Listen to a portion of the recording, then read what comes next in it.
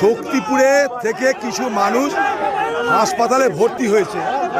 আজকে ওখানটার একটা সাম্প্রদায়িক উত্তেজনা হয়েছে। সেই সাম্প্রদায়িক উত্তেজনার কারণে শক্তিপুরের কিছু মানুষ আহত হয়ে হাসপাতালে ভর্তি হয়েছে।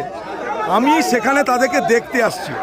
আমি মালদা থেকে ফেরার পথে রাস্তায় খবর পেলাম, তাদেরকে হাসপাতালে দেখতে আসছি, তারা কেমন আছে না আছে, চিকিৎসা তাদের ঠিক মতো হচ্ছে কিনা সেই জন্যে। এবার হাসপাতালে ঢুকতে এই বিজেপির কিছু নেতা হিন্দু কেন মার খাচ্ছে, অধীর চৌধুরী জবাব দাও। বড় অদ্ভুত কথা।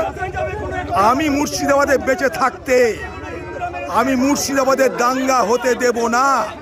মুর্শিদাবাদের দাঙ্গা রুখবো, তার জন্য যেখানে যেতে হয় সেখানে যাব। জবাব যাদের দিতে হবে তাদের কাছে জবাব চাও, নাটক করে লাভ নাই। আমি আসছি পেশেন্ট দেখতে, হাসপাতালের মধ্যে অধীর চৌধুরী গো ব্যাক, আর হিন্দু কেন মার খাচ্ছে অধীর চৌধুরী যা জবাব দেবে।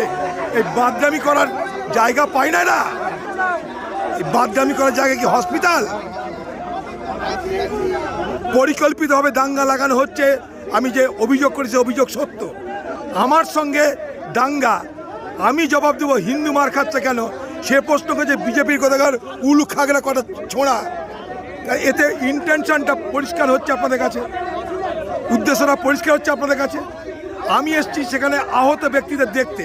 তারা হিন্দু না মুসলমান আমি জানি না।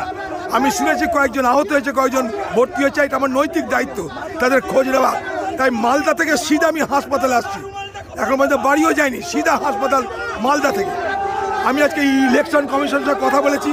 সেই শক্তিপুরে ব্যাটালিয়ান পাঠানো হয়েছে। একটা ব্যাটালিয়ান মালদা থেকে আসছে, আবার একটা এক্সট্রা ব্যাটালিয়ান ব্যারাকপুর থেকে যাচ্ছে। সেখানকার ওসির বিরুদ্ধে আমাদের অভিযোগ হয়েছে, ওসিকে সাসপেন্ড করানোর চেষ্টা করা হয়েছে। সেখানটায় এসপি নিজে গেছে সেখানটায়।